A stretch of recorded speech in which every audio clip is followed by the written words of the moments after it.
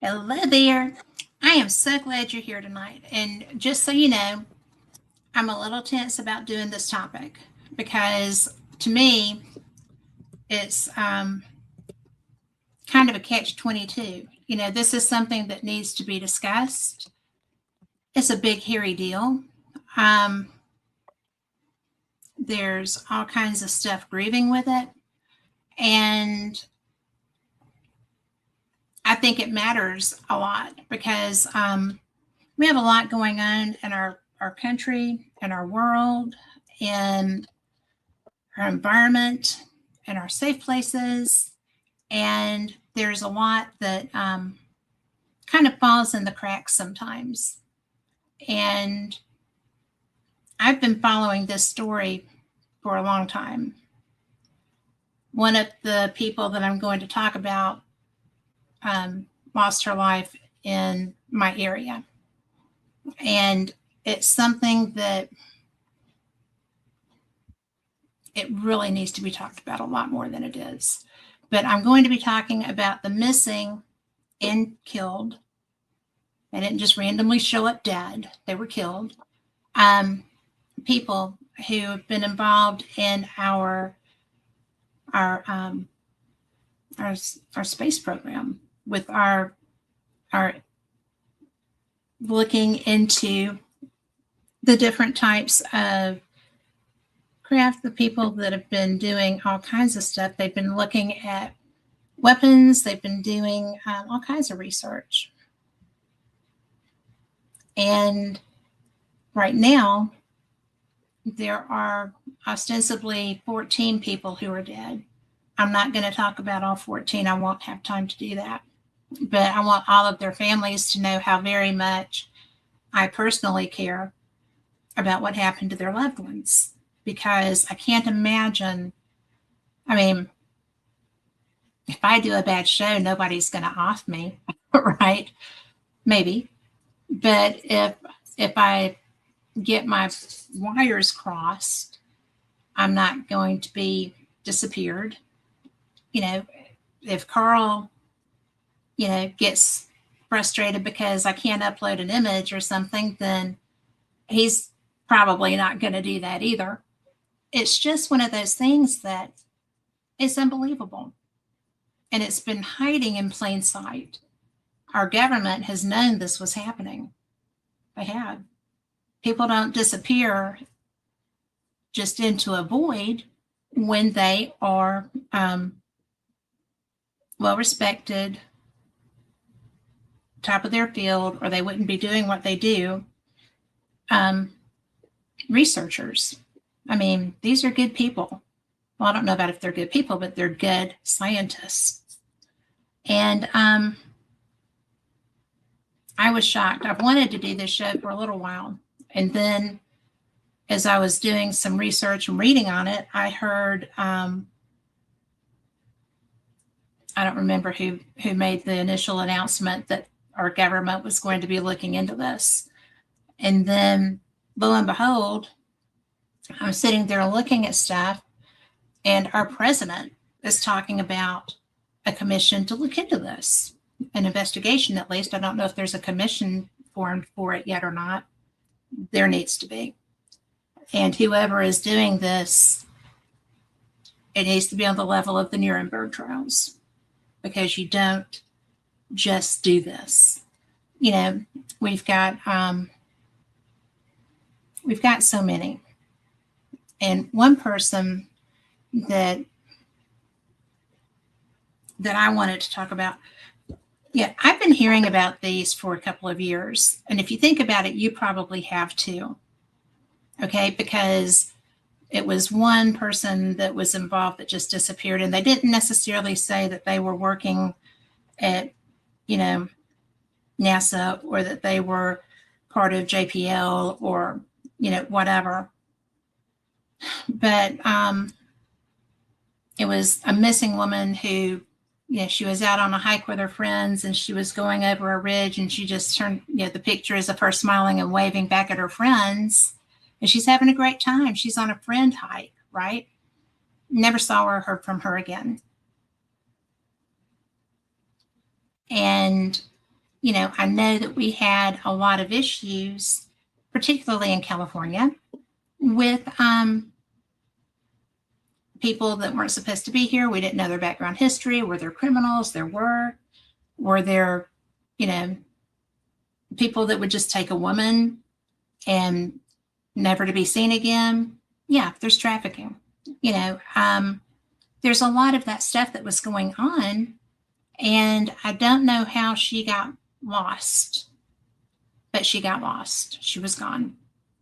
And we're not talking people that aren't going to show up for work the next day, right? We're not talking about people who, nobody's going to miss them if they don't show up. We're talking about people who have lives, who have careers, who have friends. I can't even imagine what her friends thought. I travel with a group of women. Our husbands dubbed us, the wicked wenches like 20 years ago. But if one of us were to not come back, we would tear up wherever we were until we found her. That's what happens. When I fell and broke my knee, they didn't walk off and leave me. They got me help. These women, I'm certain, just tore that place up looking for her. It wasn't big news, was it? Until she was one of the first. And, it's just so weird that this has been allowed to go on. We, unless the government wants to tell us that ET came and took them home, I don't know. But I did look into some of these, and I'm going to start with somebody that I think is probably the newest. And this guy, you probably haven't even heard of him yet, or you may have, because he is all over the place. He's not on the missing list. He's just out there. And I found him because I was trying to find some information that I had on one of the other people. And so I just Googled, missing scientists on Facebook. Also, I looked at missing scientists, and this name came up that I hadn't heard of. Matthew James Sullivan, 39, Bronze Star recipient, USAF intelligence officer with a top secret clearance. He agreed to testify regarding U.S. government secret UFO crash retrieval program.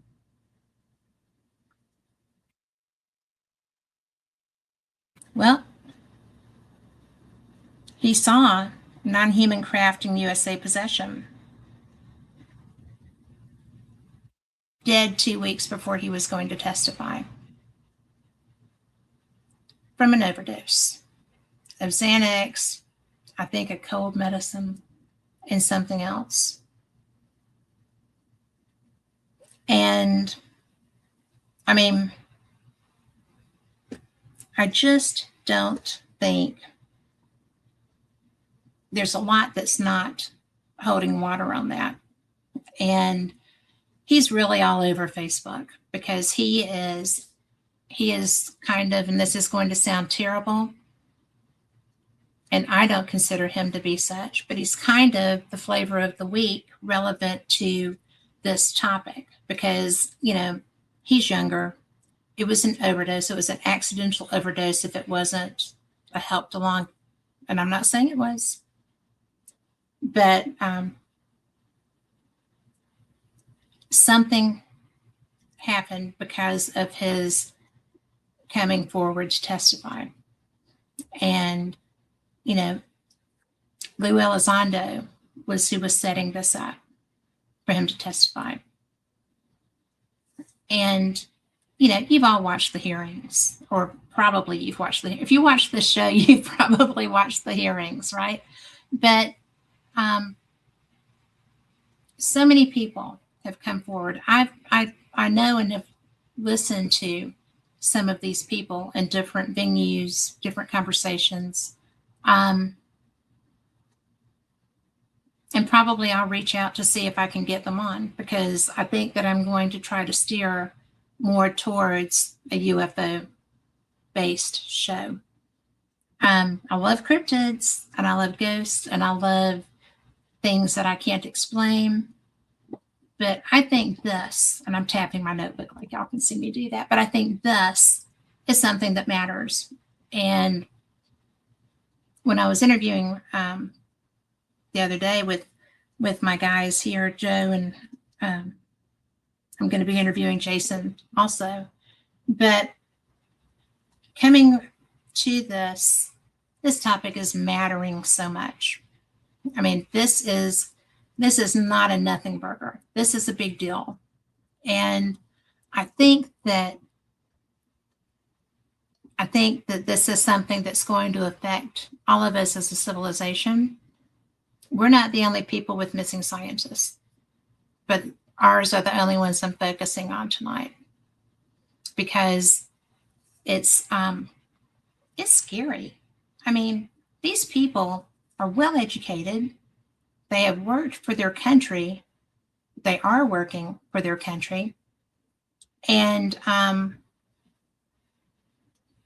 just can't get this. I can't imagine, apparently I'm wrong, that in this day and time, it would be that big a deal to talk about UFOs, to talk about the fact that there's been interaction with UFOs. We had Roswell. We also had things before Roswell. When I interviewed, oh my goodness, how long ago was this? But when I interviewed Jacques Vallée, it was so interesting, because when I brought up Trinity, he just kind of went, oh, Trinity was a good bit in those times prior to Roswell, same area. And the only reason that people outside of the families that lived on that land knew anything about it was because when the UFO came in and crashed with 3 occupants, one of whom was deceased, one of whom was going to be because he was injured badly, and then another one that was wandering at the time, and 2 children found them, but they saw the crash. But the UFO clipped a I guess in that period, they called them transmission lines for the, hey, Lori, for the telegraph thing. And I don't know how that works. To me, that's just like, ooh, black magic. But I do know how communications now work, though, because I had to work in a company that did that. But at that time, the boys saw the crash. They went and approached it. They saw markings on the metal in the craft. They saw the deceased UFO. They saw the one who was injured and the other one who was flipping out trying to take care of them. And because the craft clipped the telegraph line, they sent, we must be so very cautious. I'm trying, Robert. But the people at their base that used that telegraph line came searching to find out why it wasn't working. They were just tracing the line, and they found the crash site and they cleared it up. So not unlike Roswell. So, when I brought that up with him, that made for some interesting conversation. I love Jack Ballet. He's so nice. That was when I had my neck surgery. And so I'm sitting there with this weird big scarf around. Y'all will see that. But it was so bad. I look terrible, but I'll still show you. But anyway, he is somebody that I'm so really glad I got to talk to about that stuff, because he pretty much knows things, right? And when I started doing Fate, I was just kind of like really intimidated because of the history of the magazine, the topics that I knew. I had read it, right? So I just was, it's so diverse what you can talk about here. And so that was an interesting thing. But from that point to now, it would appear that while we want these people at JPL, at all these other places, the Jet Propulsion Laboratories, and we want these people to do the work, we do not want this information shared. And at the time that the woman close to me was found dead from an apparent suicide, after she had told everybody that that was not something that she would ever considered. All of the people killed always said they would never do that. Or a lot of them did, probably not all of them. I'm pretty sure one of the gentlemen never felt that he had to mention that. But it was really wild. Really wild. She had looked like energy burns on her hands. She was from here. She worked in Huntsville. And she went to get looked at for this stuff. And there were burns. So I am going to probably need my glasses. So no, there's no probably to it. I'm going to need my glasses because A, it's my handwriting, right? I always take notes to read from, but I need glasses to read them. Some of the people, we've been hearing a lot about this where, we've had the Congress come and say, we're going to be researching this. Then Trump has said, we're going to get to the bottom of this. We're going to bring everything out. Well, I don't think that there has been a president so far, no matter who wanted to do this. Amy's case was very convincing. Thank you, Robert. I'm glad you know who that is. But when you get to this, this matter, I mean, Bill Clinton wanted to bring this out. There's so many presidents who have thought this worthy of public information and have not been, I feel like, allowed to bring this. Obama wanted to do it. So many people have wanted to do this. And it's above their pay grade, as they say. They are not authorized to do that. They're not even, I don't even know if a president would be fully read in on this information. To my knowledge, none of them have been. So remember when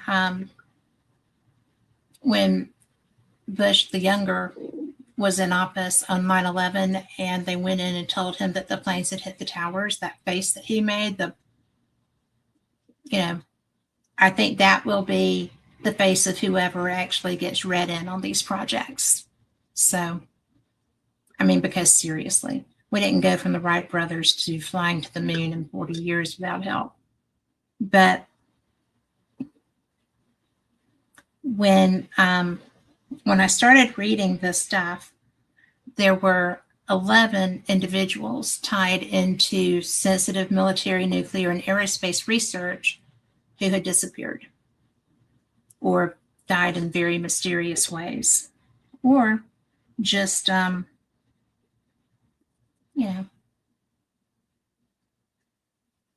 felt it necessary to say publicly that they would never kill themselves, and then there they were in a bathroom somewhere dead.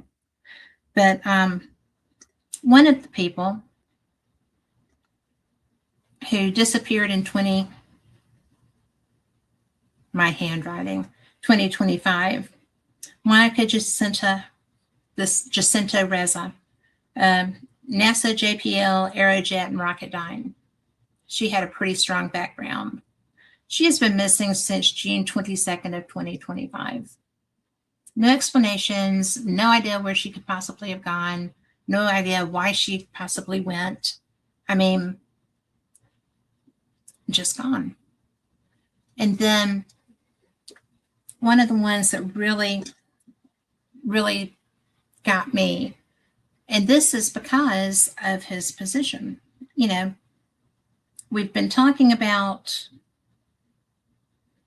a couple of people who were tied together. They worked in the same places. You know, Carl Grillmeyer, astrophysicist with Caltech, NASA, IPAC, Air Force Processing. He was killed by a gunshot wound on his front porch. And this is recent, okay? You've been seeing him on the news. But he was north of LA. And he's an astrophysicist at Cal Institute of Technology, worked with Infrared Processing and Analysis Center, which works with NASA. And he was really famous because he was the one who discovered water on other planets. He was very well thought of, very well respected. And when I was reading further into this, he lived in the Antelope Valley, and his house was so isolated. I mean, just the land around it was phenomenal. There was so much space. And it wasn't a place that you would really approach if you were just kind of, looking for something to get or somebody to accost, right? Because the odds were pretty good that if I lived there, there would be a munitions dump. I would not live there without protection. And it was very isolated, very off the beaten path. And so, the reports relevant to this said that, well, it was a car hijacking, but the suspect, Freddie Snyder, was arrested for carjacking, murder, and burglary, not of him. And there was no reporting found that he was in the Grillmeyer vehicle. And that's typical. He has a cop. He's not dying, I promise. Tipper, are you okay? Tip? I'm so sorry. I'm sorry. But this guy, Freddie Snyder, when I started reading the reporting on this gentleman, not Freddie Snyder, but Grillmeyer, it was all about how could this happen? He was just shot dead. It didn't say anything about his car being gone. Nothing. It was just that he was shot on his front porch. And I was just like, I don't understand. Where did the carjacking come from? Well, it was because apparently that carjacking, and it was some distance from his home. And yet they tried to link the carjacking to his death.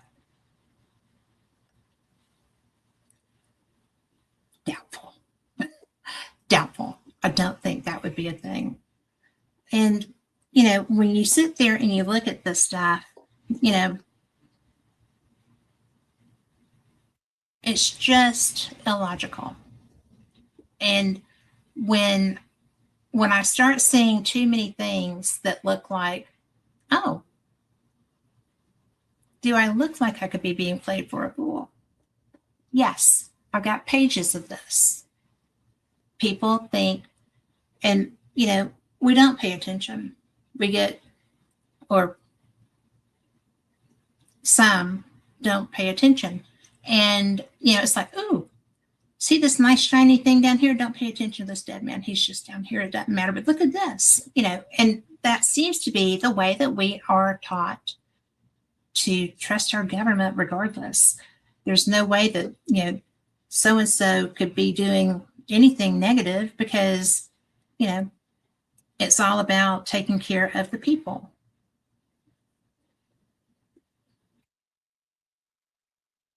So anyway, this with Dr. Grillmeyer, this just blew me away because this was a man with contacts. This was a man who had worked in all of these places. He was well known in his industry. And they got him. Somebody got him. I don't know who, but I don't think it was, this poor man that they thought that they blamed the carjacking on him. I saw the picture of his house with nothing around it except an old white truck. Go figure. I'm being careful, Robert. But, there are 11 individuals tied to sensitive military, nuclear, and aerospace research who, they're not unalived, they're dead. I'm so tired of seeing all these made up words when it comes to, trying to protect the sensitivities of people who would much rather protect imaginary feelings than say what happened to someone. It's just crazy. And this man was the one who, out of everybody, he shocked me. That this could happen to him shocked me. And the road was not by his house. I'll see if I can find that image and I will put it up there for you. It was amazing, the amount of property around his house. So, and Antelope Valley is very isolated anyway. It's not someplace that you're just going to wander into and anticipate that people are going to welcome you to their door. It's not a place that you would just go to somebody's door. And it's actually north of LA, so it wasn't that hard for him to get to work. But I just think that it's bizarre. Another person who has not continued his work, as we would say, Michael David Hicks, NASA, JPL, Physical Properties of Comets and Asteroids.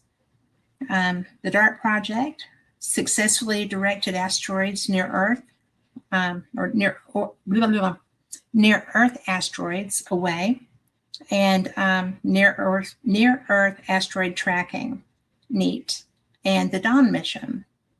And with him, no cause of death was listed.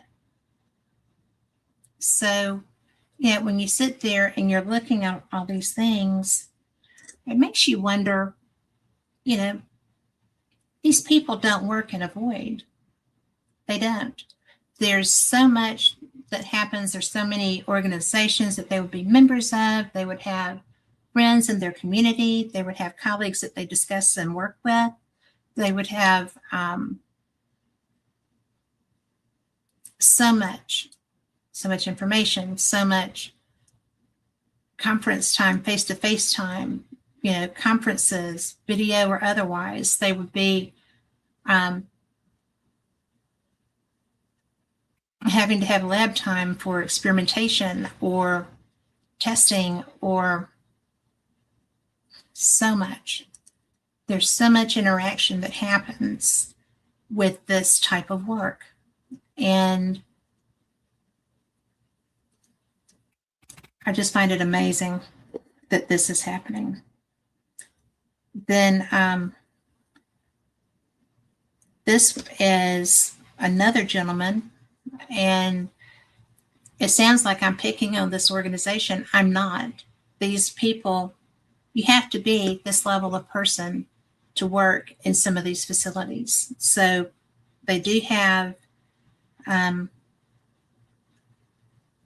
mutual associations. Not saying that that has anything to do, who they work for or with doesn't have anything to do with what's happening to them. But it just really blows that this is happening to them.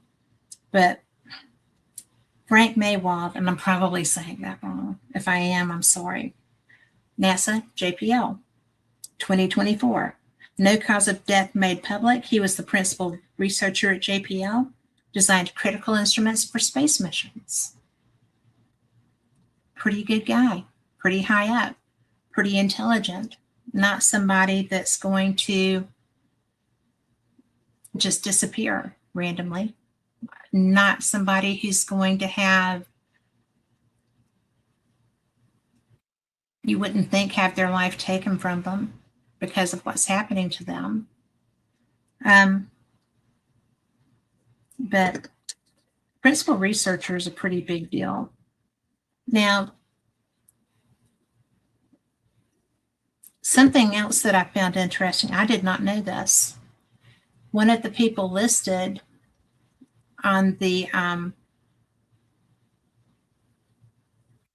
possibilities of being a missing person relevant to this topic was Michael Levelsberger.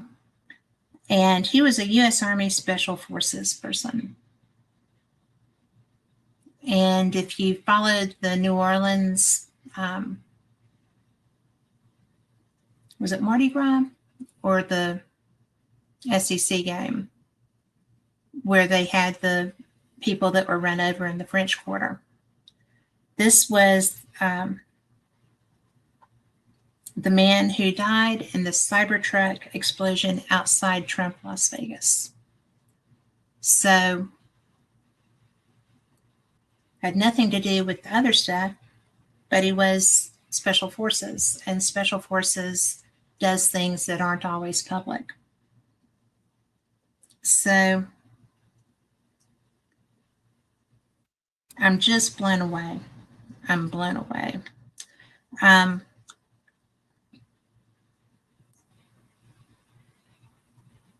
I'm going to say that the gentleman that I mentioned first, Matthew James Sullivan, who is going to be testifying before Congress,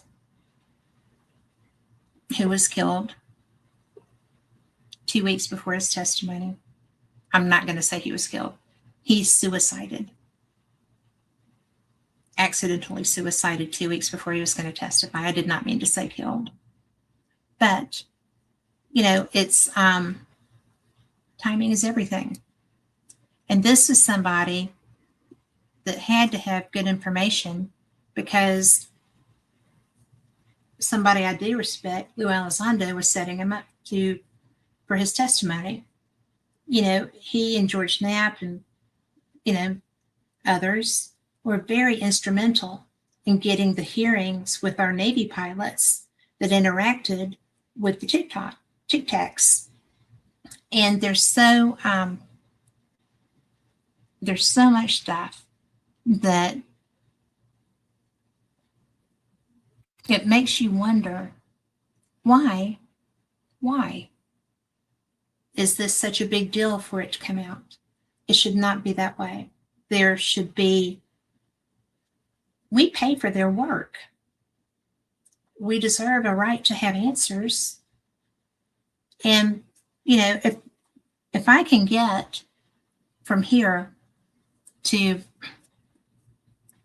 Scotland, if I can get to Scotland in 20 minutes, let's do that. Okay, get my husband there. But seriously, this is real stuff. And it blew my mind. I can't stand the fact that there would even be a question that people could be killed because of their work. And if they have these clearances, they're not out running around talking to people. I haven't heard of any reporting relevant to these people. Not at all. And like with the gentleman who was shot in his on his front porch, he lived in that community because there was so little activity around him. You know, that's what the draw was to living in Antelope Valley. And it's just terrible. He should have been able to be on his front porch and not be killed. So I'm sorry. I have feelings, okay?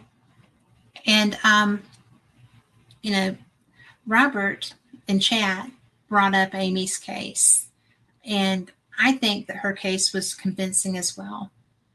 This is she's a pretty special person, but she's a plasma physicist, so she would be familiar with these weapons.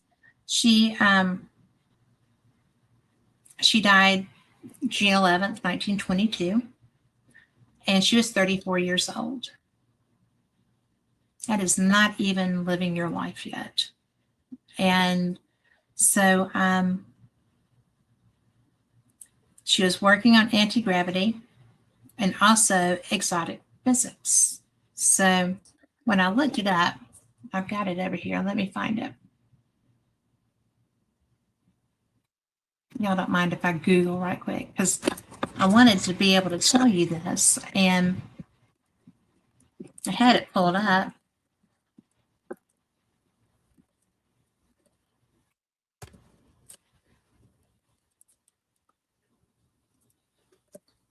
But exotic physics refers to phenomena, materials, or states of matter that defy standard physical laws or exist under extreme conditions, often involving negative mass, energy, or unusual quantum states. It includes exotic matter with negative mass for potential wormhole stability, superfluids, Bose-Einstein condensates, and particles with fractional charges. And, you know, with the exotic matter, theoretical matter with negative mass or negative energy density, which would repel rather than attract under gravity. It could potentially stabilize wormholes. I think that's cool. Exotic states of matter, unique phases beyond solid gas, liquid, or plasma, including superfluid helium, which flows without friction, and Bose-Einstein condensates, atoms behaving as a single quantum entity. So it's amazing. I couldn't download the video to show you, but I will tell you that if you go to Cosmo Knowledge, there is a video on exotic matter. It's really interesting. It's really, I don't know, I just think it's cool. And if I were starting my education again, I would probably do this. But, you know, these are hypothetical particles and states of matter that have not yet been encountered, but whose properties would be within the realm of mainstream physics if found to exist. So you get to work on stuff that's not even proven to exist. How fun is that, right? I think it would be fun. And several particles whose existence has been experimentally confirmed that are conjectured to be exotic hadrons within the standard model. And, you know, I think that this would be my favorite thing, because I'm always trying to understand what in the world they're doing, you know, at the with the hadron colliders. And so how fun would this be as a field? And I don't know. That's my color Kool-Aid.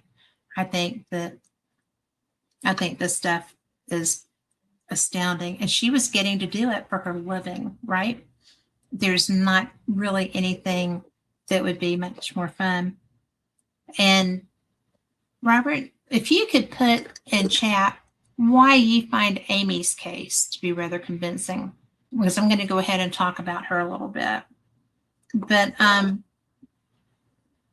allegedly, she and her team, and she was working in Huntsville, which is about an hour and a half above me here in Birmingham. She's from Birmingham. Allegedly, she and her team were facing harassment and psychological warfare to stop her work on anti-gravity and exotic physics at the Institute for Exotic Science, which she founded. And when you sit there and you think about this stuff, why? Why would this be something that would intimidate people into not wanting you to do it? I just find it ridiculous. Somebody did not. So there's that. But I'm really interested. She didn't disappear. No, she actually died. She was having burns on her hands that, bear in mind, that's what she worked with, was directed energy and that kind of thing. And she actually went to be seen about that. And that's what it looked like. It looked like she had red paint, I guess, light red paint on her hands because they were burns. And then she wound up, let me see, because I don't remember her exact thing. Bear with me.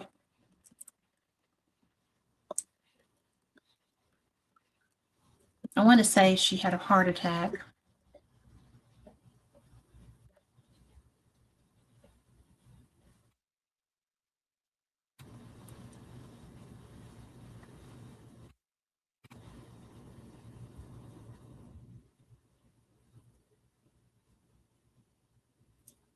It says young scientist. She was young.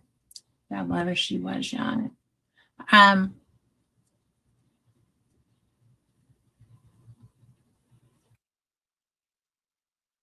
This says that she was a very polarizing figure. I wasn't really getting that at all in the information that I had on her. I thought that she was, hi, King Friday. And yes, I am talking about the missing people connected to the government work. I'm just stunned by the number of people that this has happened to. And I'm trying to find, there we go, where I was. She was actually working, Amy Eskridge was working on anti-gravity things. She co-founded the Institute for Exotic Science. She had a background in chemistry, biology, and physics. The main reason she seems to be a topic of this is that she passed away in 2022 at 34, and a lot of the discussion around her death describes it as mysterious or suspicious. And the electrogravitics, the anti-gravity, free energy, and other suppressed technology often often linked to UAP propulsion. But the claim that her death wasn't natural, but that she was somehow silenced or sabotaged to suppress her research. And it's been mentioned, and it has been mentioned, some of my friends' shows and such, but is there any credible backing to the claims about her research or the circumstances of her death? She feels like a really polarizing individual, and I'm trying to separate fact from fiction. And she really was not a polarizing person. She was doing her thing, doing her work, conducting her research. She was working on advanced propulsion in the Huntsville Aerospace Defense Sphere. And there was evidence of her claim that she was being attacked with the energy weapons. So she suspected people were microwave weapons. And at the time she was typing up what she claimed were sensitive topics, documents related to her anti-gravity test, Schellberger is who mentioned this in a brief he prepared for Congress. It was the same one where David Grush testified. And David Grush, if you don't know, is the real deal. But there were clips of her burns and other alarming things happening to people, people following her and things of that nature. And I actually saw the imaging of her hands, and they really were burned. So the Havana syndrome has been a real thing, which is also directed energy weapons. And those were being used on Americans by the Cubans. So that is a real thing. And in the past, one would have thought that this was actually probably a mental illness, but it's not. And,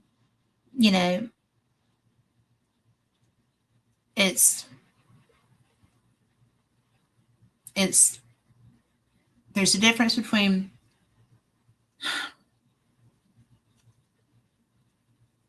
delusions and mental health, right? Those actually are real, but these are not something that would be indicated by her work history, her education, her health. It's just I think mental health is just kind of a blanket term to justify or discredit. But she was also being harassed by text messages and phone calls that were trying to affect her. So I saw. But she was killed by a gunshot. So that's what this said. But I just don't think that there's a lot to discredit her. A lot of guns involved in this stuff. And, I was just so surprised when I saw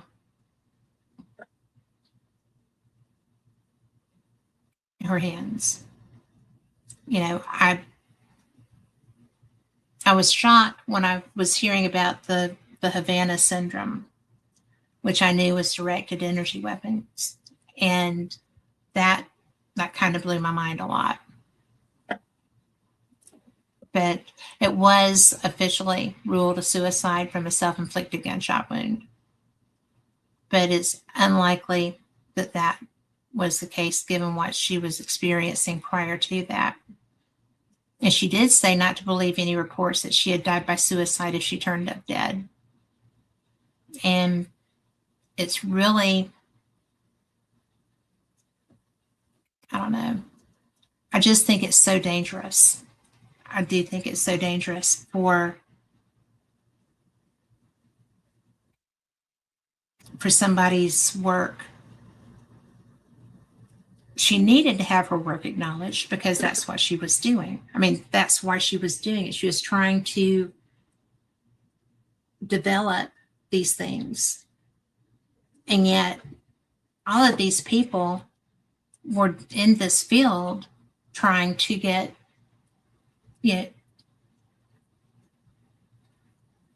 knowledge and a way to use these things safely. None of it was safe until you've figured out what it is you're working with, how you're going to do the protocols, what is going to happen. We couldn't have gone in a jet, 70 to 100 years ago over the ocean to go, it wasn't safe at those times. Now we can. We can fly around the world. We can be halfway around the world in 12 hours.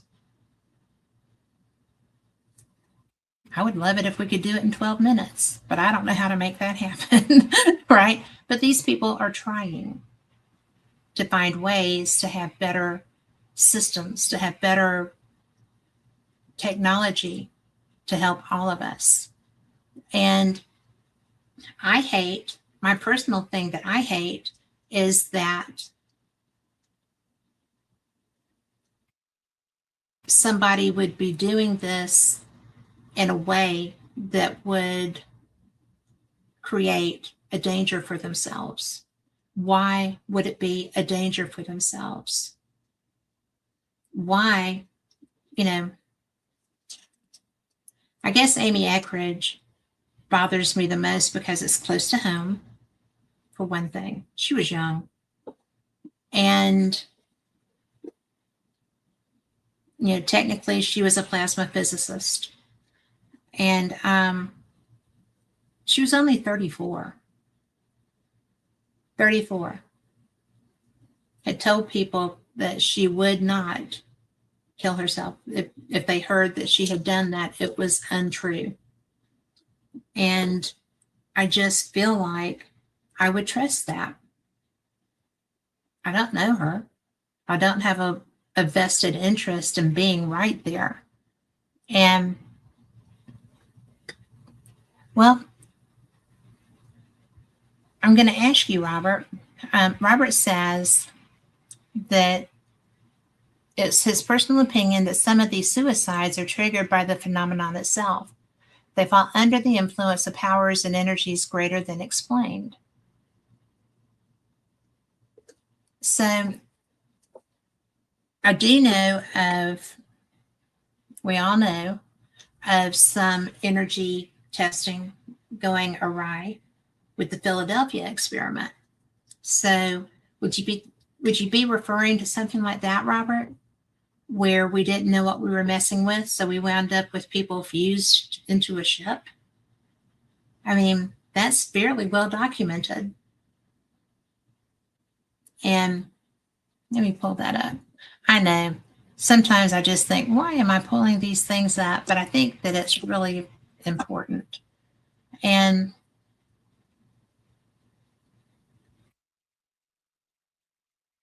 I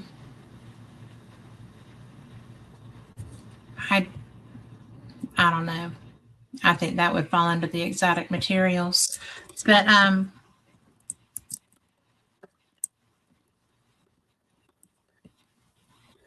don't y'all just love it when you can't type a darn thing?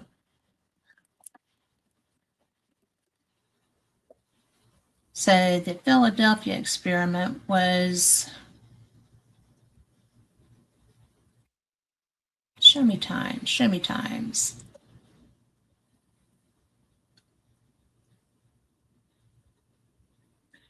Claimed to have been witnessed by an ex-merchant mariner named Carl M. Allen at the United States Navy, Philadelphia Naval Shipyard, 43, October 20, sometime around October 23rd, 1943.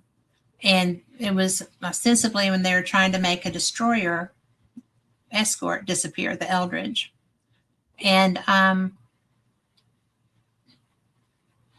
the story surfaced in 1955 when Allen sent a book full of handwritten annotations referring to the experiment to a U.S. Navy research organization, and a little later, a series of letters making further claims to a UFO author. It's widely understood to be a hoax. Several different and sometimes contradictory versions of the alleged experiment have circulated over the years in paranormal literature and popular movies.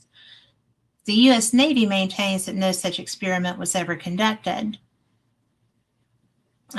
That the details of the story contradict well-established facts about the USS Eldridge, and the physics the experiment is claimed to be based on are non-existent. But it originated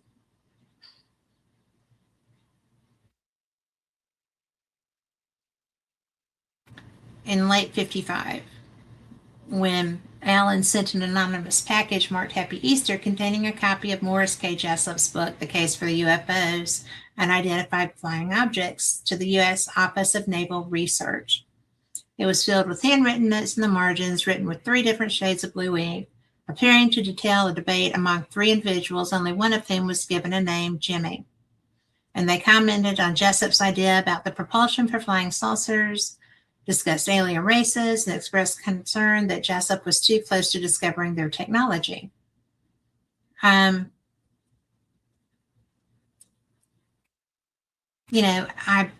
don't know. I do know that I've talked to somebody that claimed that they had seen imaging of that happening. So, a Tesla experiment? Well, we know who got Tesla's work, don't we? But, so Tom said he works with kids with special needs. They can trigger an object, a type of OCD that can inhibit emotional stress that can be overwhelming and dangerous at times. So,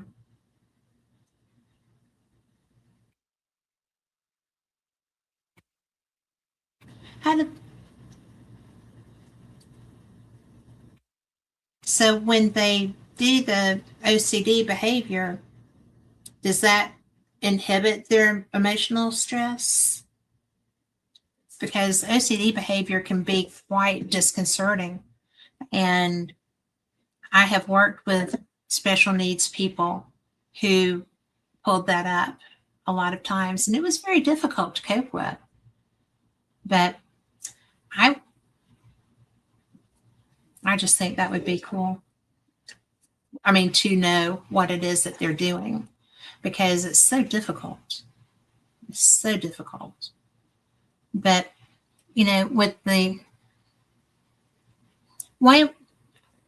King Friday, why would you lean towards a Tesla experiment with that? Because there were several people working on different things. Tesla was just one of the more public ones because he was a little different and he would have been kicking butt if they had not been afraid, I think, of him. I think Nikola Tesla was probably still to this date one of the smartest men ever. And I think that would include Einstein, because sometimes with genius comes a level of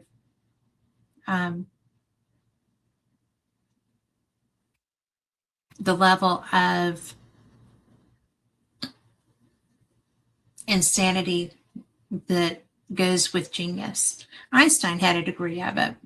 I feel like, what was his name? Curie.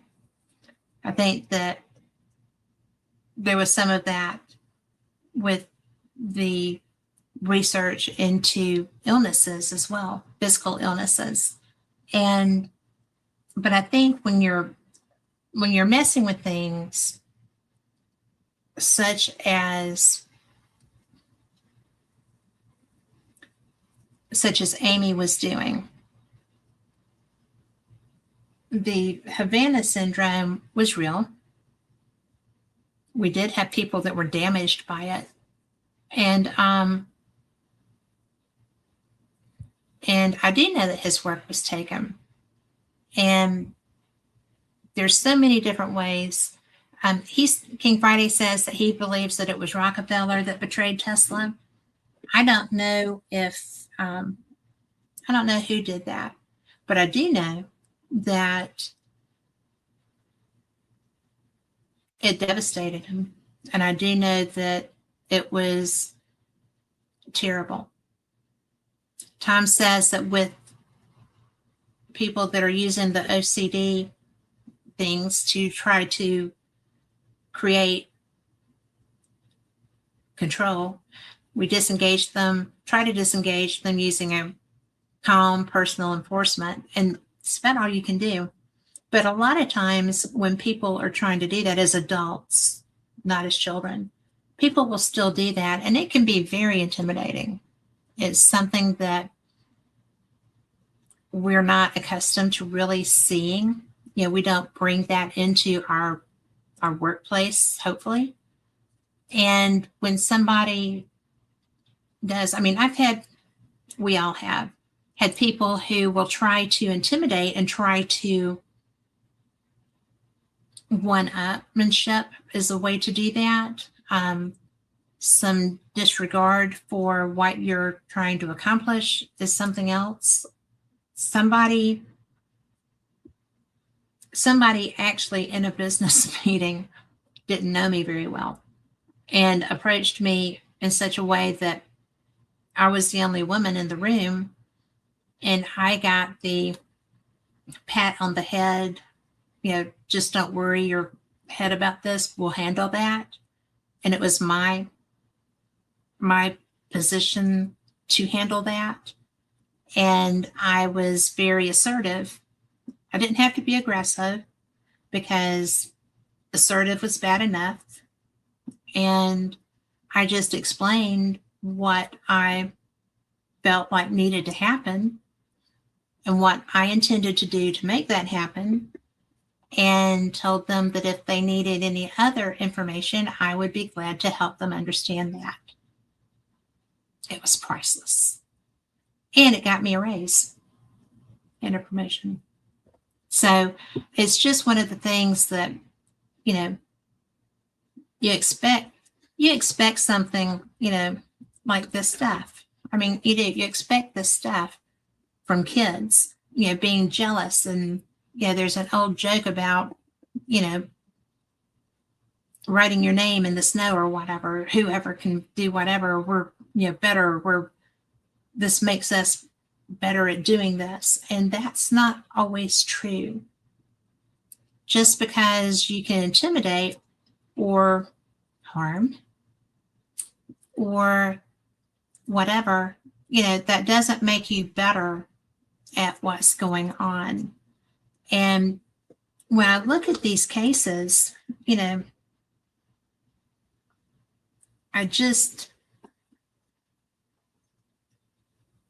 don't know.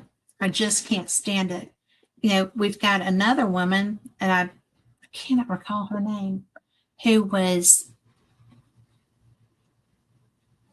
trying to just go about her business. Something had happened, and she just left for whatever reason, and she hasn't been heard from him again. And, the thing that really gets me is most of these people are not the ones who would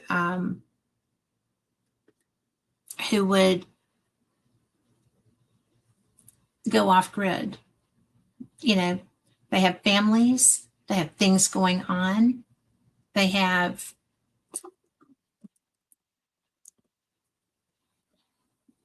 so much happening, and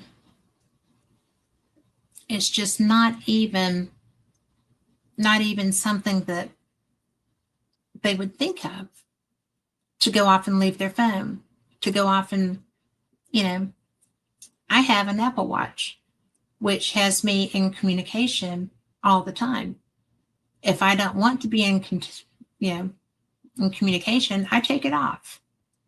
If I don't want to have people, trying to be involved in all of my stuff, I take it off. And, but it's handy because if I'm traveling and something happens, people can find me. I just think that I think it's a really big deal if you have a family, to be in communication. And I don't know. I can't imagine these people who are family people, and they are living their lives and they're doing their things and they're not going off grid on their own. why they would leave things behind. I also can't imagine that all these people would just be going off grid at one time. Well, at one time. Well, 5 years, 5 to 8 year period. The Air Force General, yeah, they're supposed to be all over that. They are, and Robert says this our killed and missing scientist story is a direct result of interest in the disclosure movement, and you're darn right it is, because they work for the companies that would be interested if they're not already testing this technology.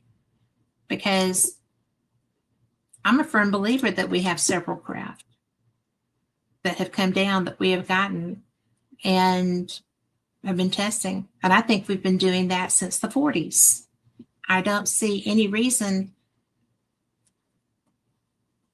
why we wouldn't think that was a strong possibility, if not a probability. So it's really interesting to me that when we start talking about disclosure, we're wanting people to tell us about stuff that's already fairly well documented, but we don't believe them when they tell us. It's crazy, right? I mean, it really is crazy. I mean, I've got Al back here. I've got my, Area 51 sign. I've got all the stuff that I have a strong faith in. I also have my, Tree of Life back there, which is also what I believe firmly in. I think that there's so much as humans that we have a fascination with.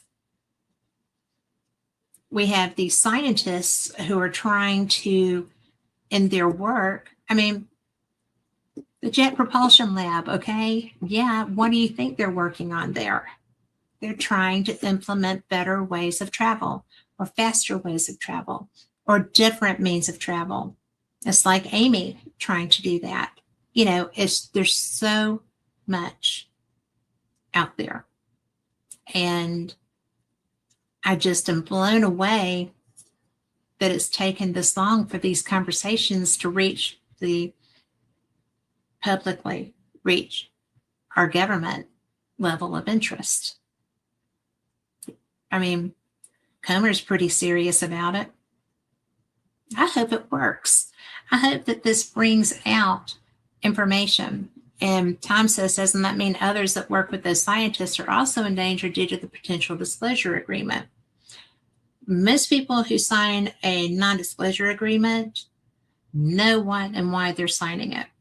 And they know that if they go against it, then there will be repercussions. Probably they don't expect it to be their life. Okay? But it can be their entire career. It can be monetary besides their career.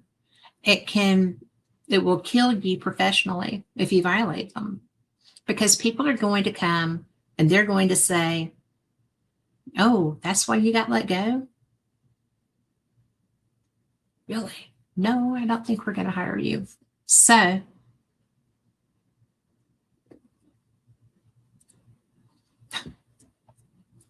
Robert says that anti-gravity and free energy are areas of research that may be hazardous to one's health.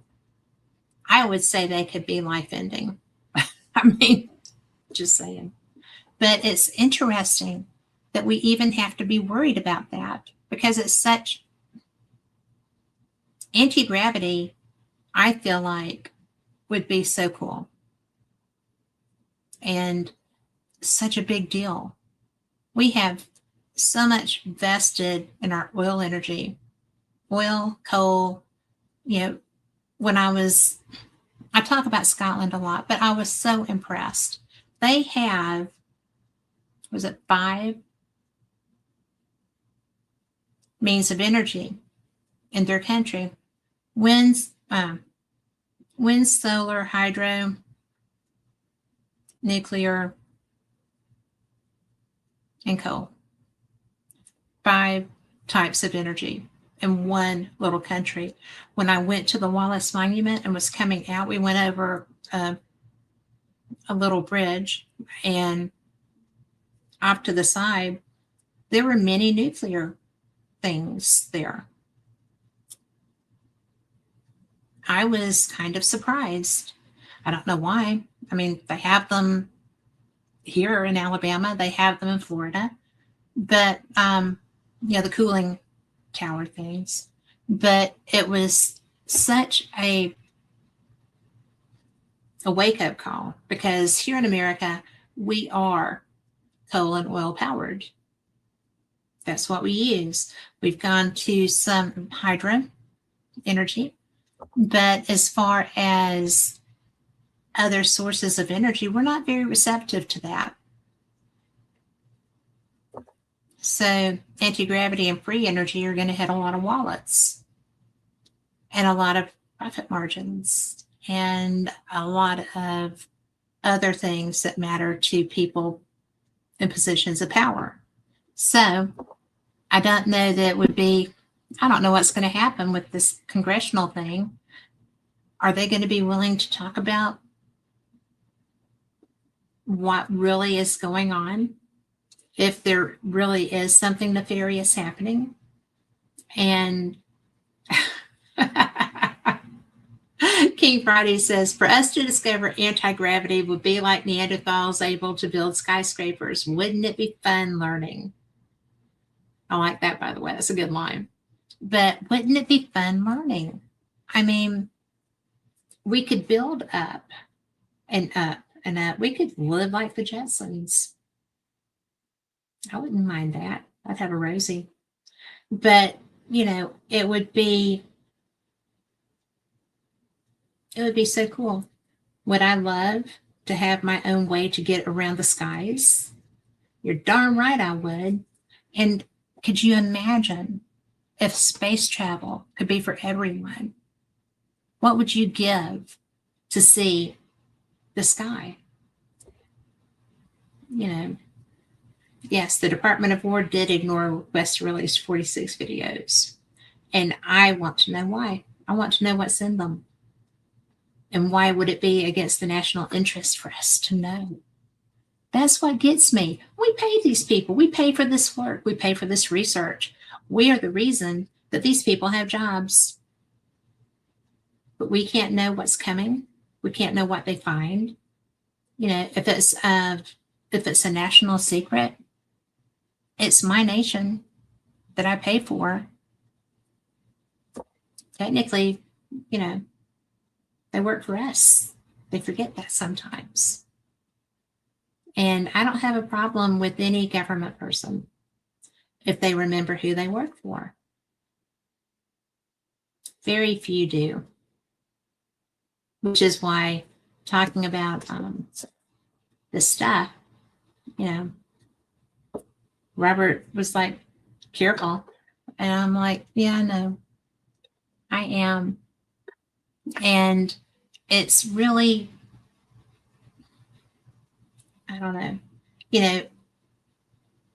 Fate magazine has been in publication since 1947. We have a new owner right now who is so cool. And I'm just really so impressed with the fact that this magazine has stayed true to this topic.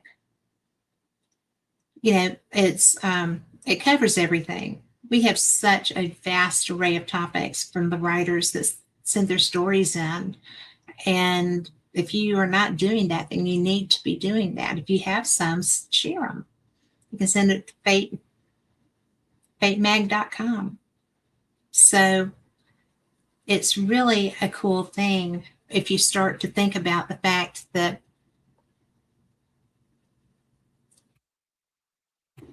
I don't know if a real politician were to get back into office, if this would start to be subverted again. Maybe the reason people are even talking or having these hearings and doing these things is because we don't have a normal politician. There's a lot to be said for normal. But every so often, if a rogue shows up, you can learn a lot because they're probably wanting to know too, and they don't understand why it's so protected too. I don't know. Maybe. But you have written for Fate since 1980, and Fate believes in you too. Robert Gorman is somebody that I like a lot. He is so cool, and you should follow him. Just saying, you should check him out. But I just think that I don't know. I want answers. I want to know why these people are dying. Nobody should have to die because of their job, because of what they're doing. I don't understand it. I think it's tragic. I think it's frustrating. I think that if we find out what happened to them, the people that created the happenstance should absolutely be gone. Put them up. I think that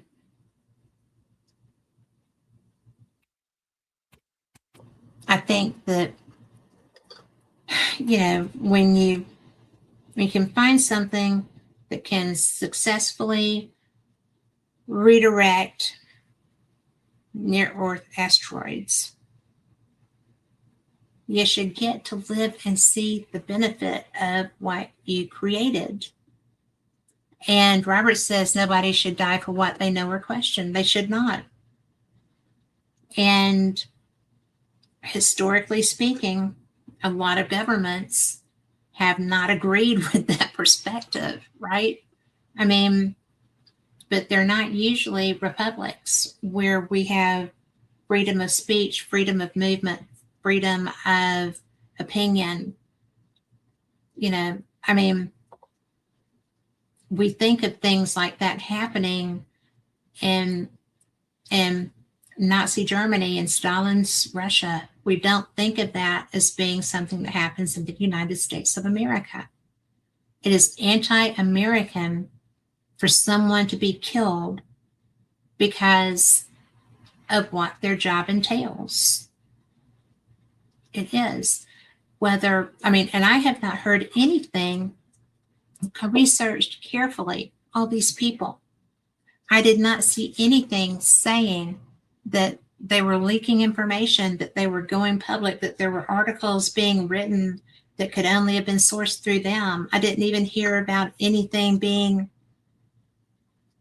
done that could, and I dug into this, and I truly didn't see anything that probably could have even been construed as a threat to an industry, or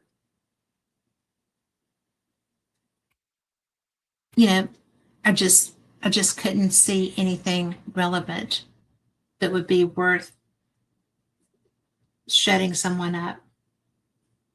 I do know that Amy did step out and did speak out a lot, especially when she started having the burns on her hands and such as that. That was scary. I would have spoken out about that too, but I'm not quiet and shy. And I'm old, so I don't really care. And, it's just one of the things that if I thought somebody was using technology to damage me, I would have spoken up. Was it a bad thing for her that she did? It looks like it was. Although, when I started doing this show, I jokingly told Carl, I do not feel suicidal. Okay, there's no, trust me on this. I'm not going to do that. But I think it would be so bad to feel like that was even a possibility that you would truly have to tell someone, no, I'm not. If you hear anything about me or see anything in the paper, just know that's not true. What kind of fear would that be? Of course, at this point, somebody's going to say, oh, well, that was just paranoia on their part. Well, shouldn't have to feel paranoid about that either. There's a lot to be said for feeling safe in your environment. There's a lot to be said for not standing on your front porch and being shot from a road that's so far away they had to be excellent to do it. I mean, you just cannot comprehend that somebody would really do that to you. I don't care who you are. I don't care what you know. I don't know how paranoid you are. You don't anticipate that. It just sucks out loud, as the saying goes. And,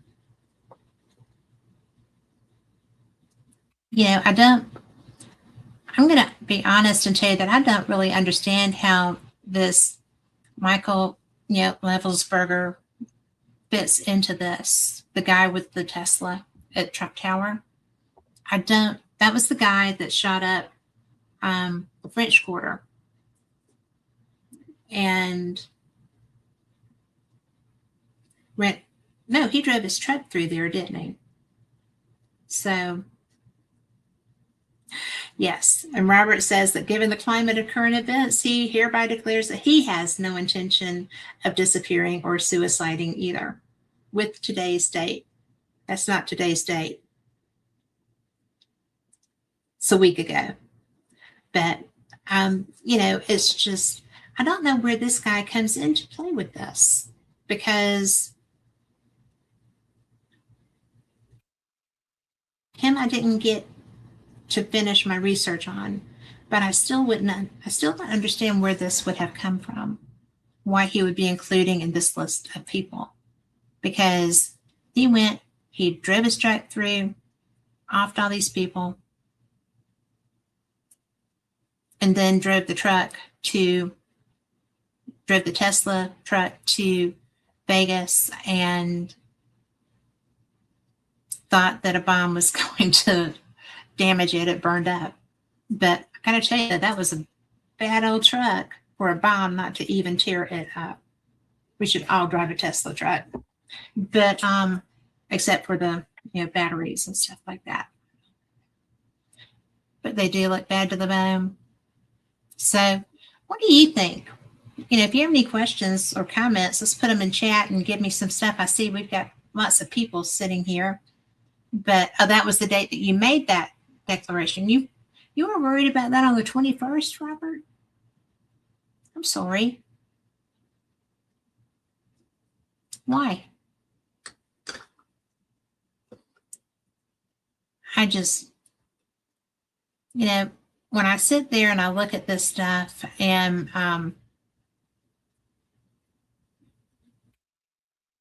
you're thinking about all these people get up and go to work and they don't expect these things, and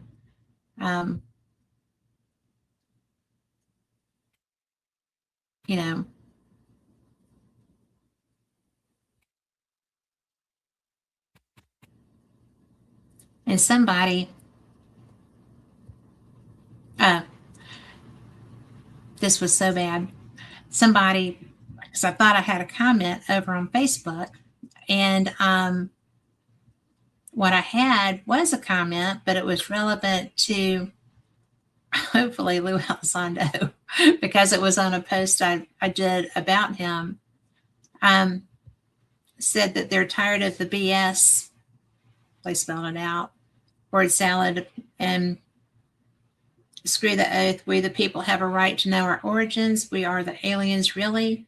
The American people already know, so don't insult us with word salad BS. That's definitely for Lou Elizondo. That was not for me. Kidding. Sorry, Lou. But it's really interesting, because people, I hear that a lot. When people find out what I do and who I do it for, they love Fate Magazine. They love the show. They are so frustrated because people keep talking like like we're imbeciles or children, or we can't possibly comprehend that this is real, or we'd be terrified. And I will always say that the War of the Worlds was a trial run. Orson Welles' show, The War of the Worlds, was a trial run. They were seeing if we could handle the truth. And we failed miserably. People leapt to their death. Lots of people died in suicides because they thought this was real. They didn't realize it was a storytelling show, kind of like the Shadow Knows kind of a thing. And when they realized that their show created that level of fear that people would die as opposed to facing it, that's why, in my opinion, that's why we don't have full disclosure. They're terrified that that same scenario will happen again, only now we would probably take out other people. I mean, we are not going to put up with it. And Anthony says, as many have said, Earth is a jail planet for all the other planets that have life on it. And I have heard that too. And I have not always doubted that, because sometimes we are not the kindest species. We are not nice to each other. We're not nice to ourselves. We're not nice to our children. We're not nice to our animals. And we're not nice globally. So would I really want to invade here and repopulate, or interact with the population? One of my friends says that we better hope the aliens don't come to the South, because it would not be a welcome place. And we would probably, be less than polite. We are very polite, but a lot of people hunt. Would just be like, oh, this would be so bad. But realistically, Robert. He says he was once told by someone within the agency, don't put it past the U.S. government to do away with you. I think on any given day, depending on the scenario. But, it's really bad, because a lot of this has created the lack of faith in the government. And I think that it would be a good decision, perhaps, to mention that, because a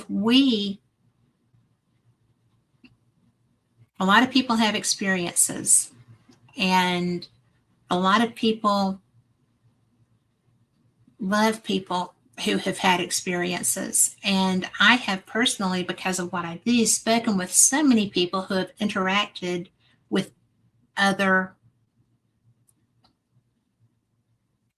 civilizations that have had personal relationships with people from other civilizations.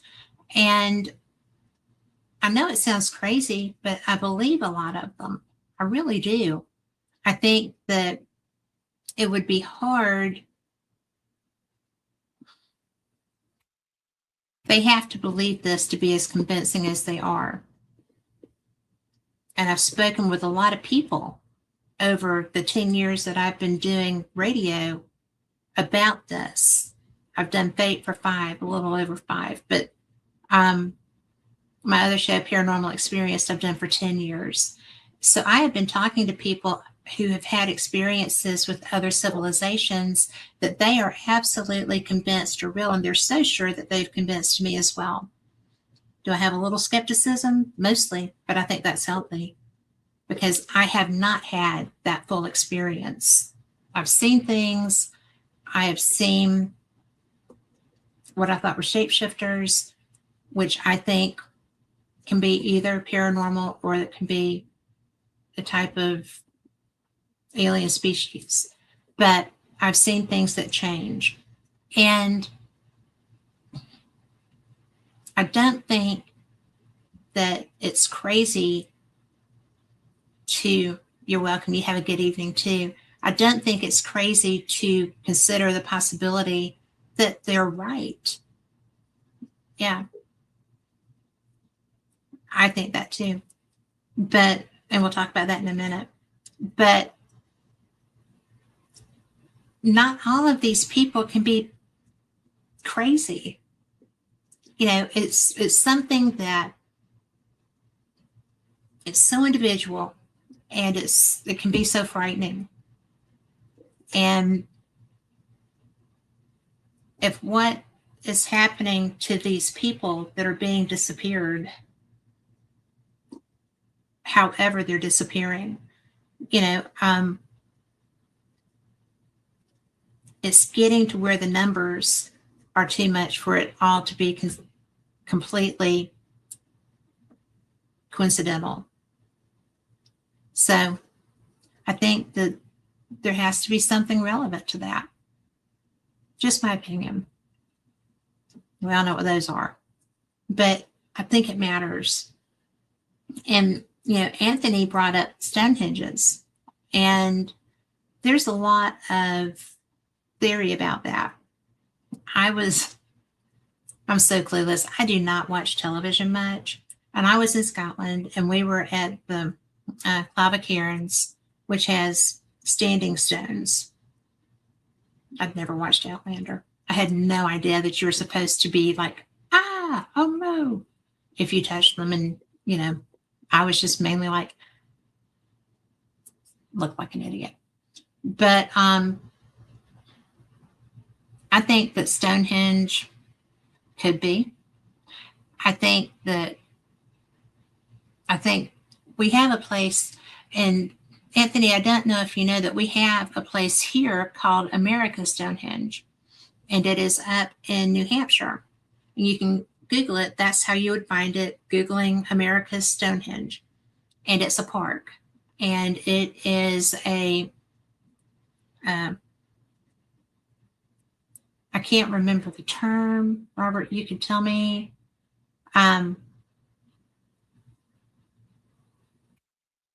Neolithic. It is a Neolithic area that has so much. It's beautiful. And I've not been there yet. I've seen images, and I've interviewed the gentleman who owns it several times. I'll get him back on and be looking for that announcement. I'll see if I can't get him soon, because he is wonderful. But they actually, because of religious beliefs, whatever, they actually had their stone there.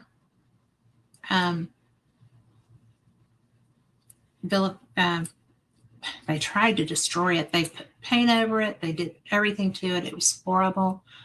And the whole place was vandalized.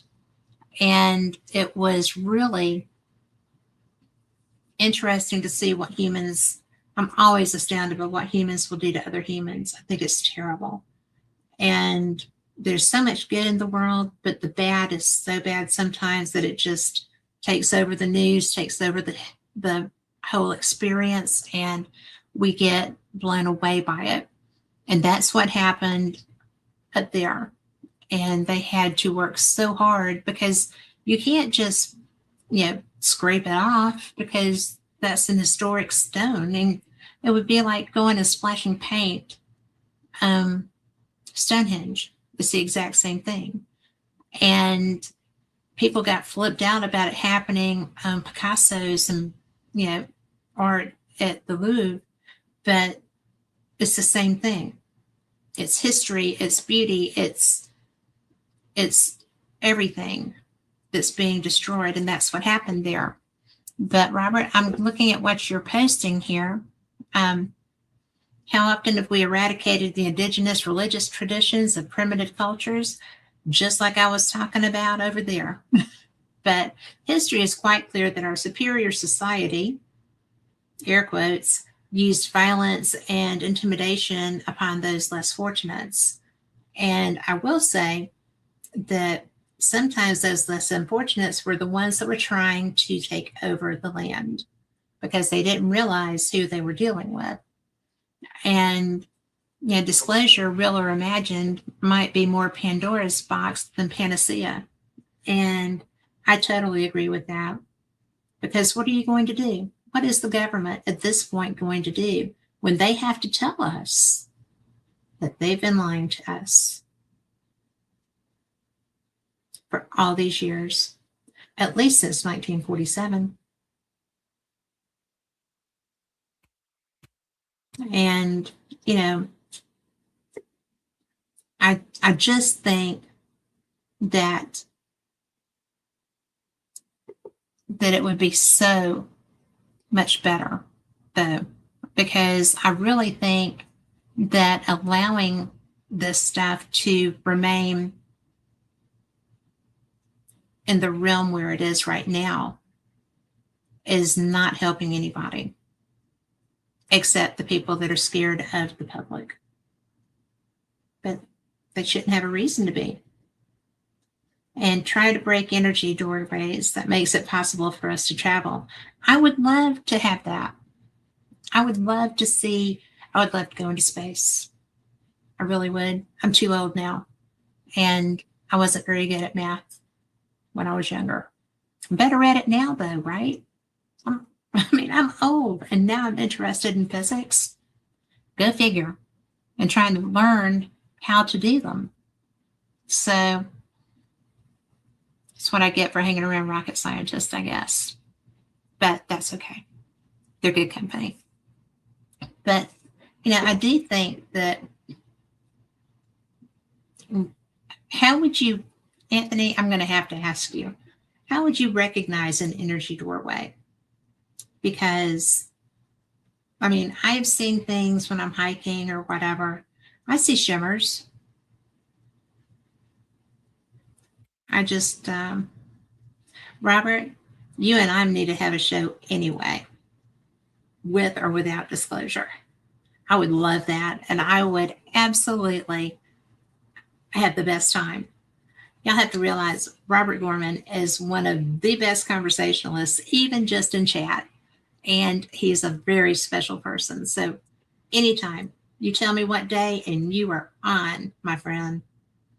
But Anthony, seriously, how are you going to find an energy doorway? I think that they're there. I have been places that felt surreal. I have been places that I didn't really want to step across that log. So, because I'm not going to step on them. That hurts sometimes. But a blue wave of glass.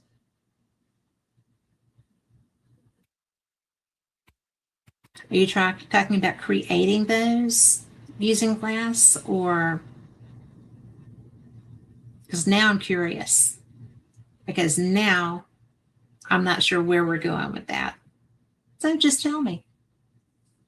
But I do want to say that we have gone places that I did not really expect to go here.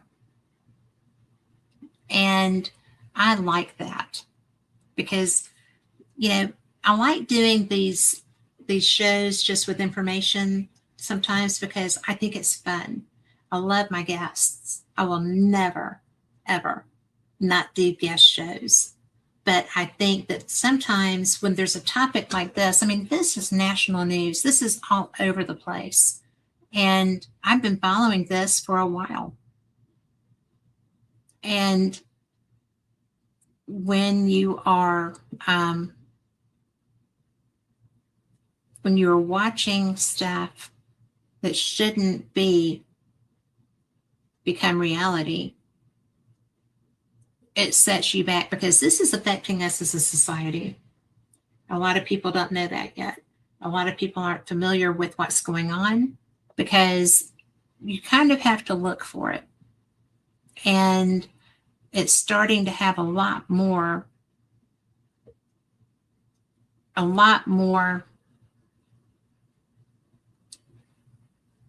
energy. There's a lot more energy on this topic because it's being pushed through government channels.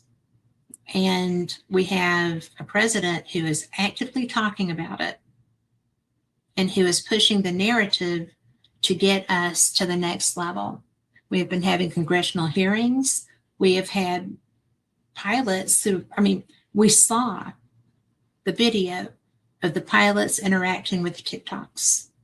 I don't think so. I don't even do TikTok. But, it's just unheard of. It's unprecedented. And we have George Knapp bringing all these people, Lou Elizondo bringing all these people. We have, Brian Graves and Dave Grush and all these people up there saying, yeah, I saw those. It's physically impossible for us to be able to do what they did. If that were our enemy, we are screwed. We need to know what this is, which has blown away the people. And I have said, and I will always say, that my very best part of those hearings was Nancy Mace's face when she asked, do we have biologics? And he said yes. And she said, are they human biologics? And he said, no. And that was the moment.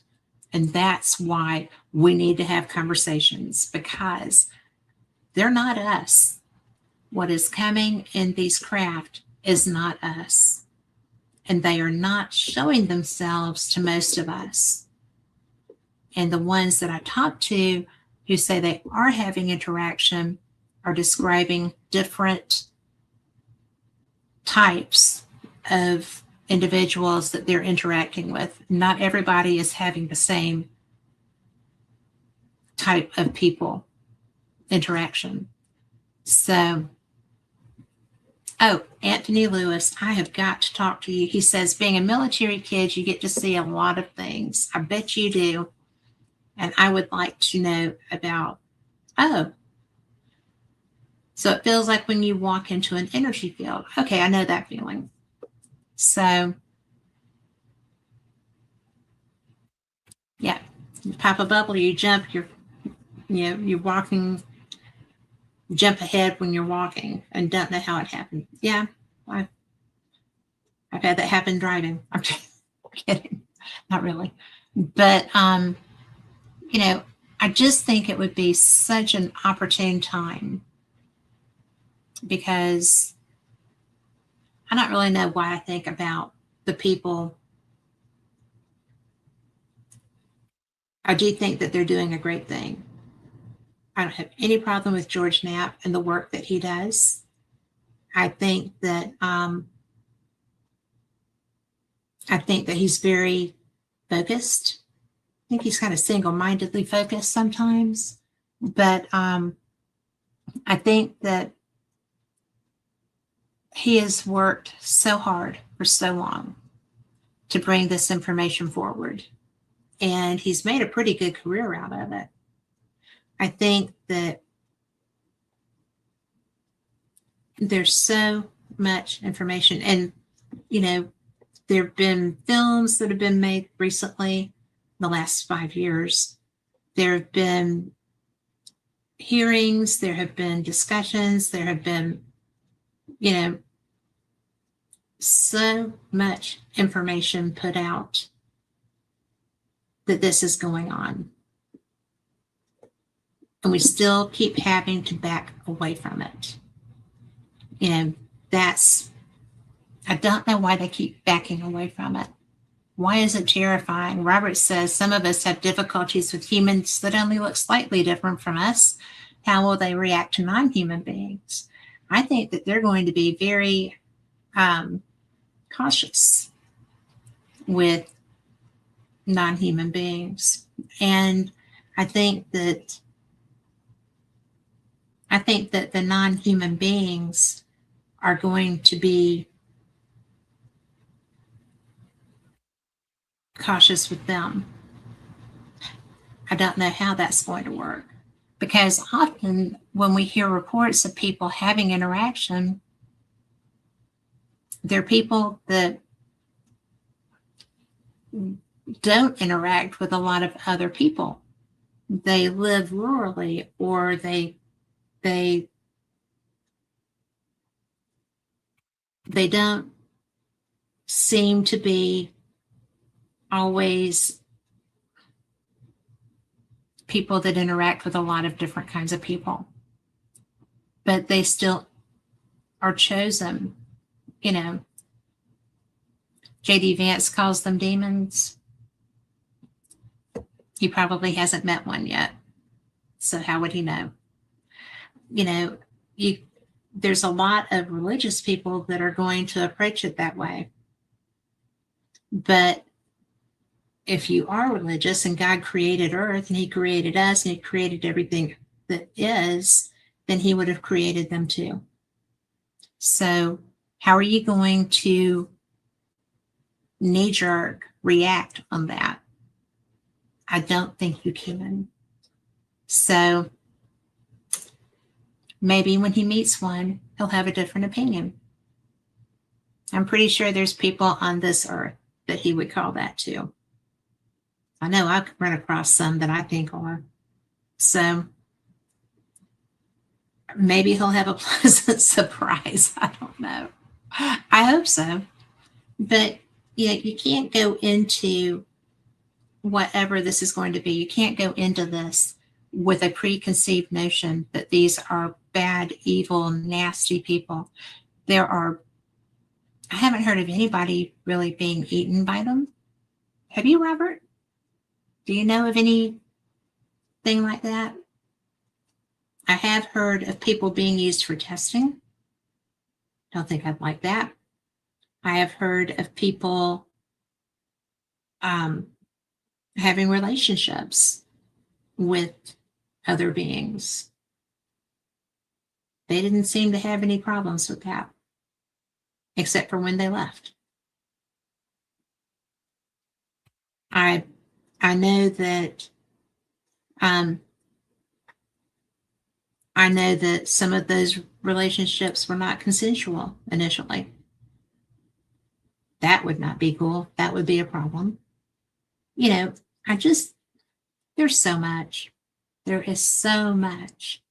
We could do a show like this every week and never really get to the bottom of things. We're never going to get to the bottom of missing scientists, because if it is our government, they're not going to allow that. If it's not our government, what the hell is it? That's a big question. And I don't have those answers as much as I would like to. I'm working on it. I'm working on having all those answers. But the movie Starman gives a small clue to it. It does. But, when human, non-human relationships are apparently very complicated. I know 2 women where there has been procreation happen. So those are very interesting experiences that were shared with me. And it wasn't the sexual side, it was the after, with the children experience and that kind of thing, because they don't generally stay with the mom. So there's that. But that's such a weird thing, because 10 years ago, I would never have had that experience to share. So fate has been a lot of things to me. So thank goodness. But, it really is. It's a fascinating concept that we think it's weird when different species of animals here interact. You don't see cats and dogs making babies, but apparently that did happen with 2 people that I know. And that, to me, took a while to wrap my mind around. I did, but because I don't doubt either one of those women. I know them and they're ethical women, and I've never seen them lie. Certainly not to me. So I had to do some thinking and some adjusting in my thinking to be able to have that conversation. Who knew when I started doing this that would be a conversation I would have not once, but twice. It was trippy. It is still trippy. And it probably always will be, because I don't even know what to do with that information. But I just process it, and it doesn't affect my relationship with the women. They're still my friends and will always be my friends. So sometimes you just have stuff. And why are we looking more in DNA and viruses that play on DNA? We are looking at that because we have not always the strongest DNA here. And we need to figure out what that type of thing is. Disclosure Day. Hopefully. Robert says Spielberg's Disclosure Day should be interesting. I want to see the real Disclosure Day. I don't want a concept of it. I want the real thing. I think it would be so fun just to see people's faces. All those people that have said, oh, wait, were all those people make those stories up? No, where all those people share their stories and experiences. So it's a big deal. And human fairy relationships are complicated. I know, I've heard that too. I do not know any fairies that I'm aware of. I do know that if I go into the woods, we've gone and done some investigations where we took people on trails and stuff like that here near my home. And I always carry shiny dimes, and I leave dimes because I don't want to take off any fairies. And they like silver.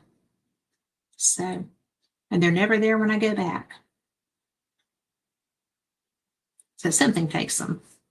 But that being said, you know, it's so much fun. And while what we started with was a very, to me, serious topic, I don't take loss of life well. I don't understand why this would be necessary. I just think that this stuff is so bad, and I don't know why there's not a patent going, there's not a vehicle design, there's not a weapon creation, there's not anything that is worth human life. I mean, it's not. If you have somebody that's trying to work on exotic physics, that's a pretty cool thing. And I think it's a big deal that this is happening. Robert says lives have been lost. They have. It's wrong. And you're welcome for this conversation. Thank you. But I just think that we've got to come to the understanding that this information is going to come out. It is.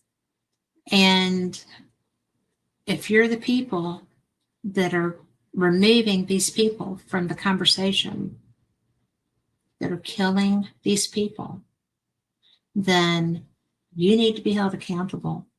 And I hope that our government does it. And I hope that you're treated with more fairness and given a chance to defend yourself better than you gave the people that had been disappeared. There's some still listed as missing, but there's a lot of them who have been found dead. And if you're who's doing this,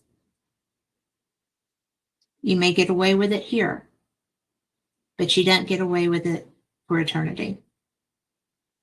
And for anybody who is in the fields that are threatened by this, I pray that you're safe. I pray that it doesn't deter you from the work that you're doing. And I hope that you don't have to tell somebody that I would never have killed myself if you ever hear that I did. Be blessed. Be safe. Thank you so much for the work that you're doing. And I just have nothing but respect for the people that are trying to do the best they can, knowing that their colleagues have been removed from the playing field. That has to be intimidating. I can't even imagine knowing that that was a possibility for me, going to work every day, not being able to leave, because if you leave the work, it's probably going to be the same result. I don't know. I don't know how these people are dealing with this, but I hope that they have a strong, supportive family and friends, and that they're safe. And prayers for the families that are missing the people they loved. And good night. Thank you for listening. This has been Fate Magazine Radio, and we will be back same time next week, same cat channel.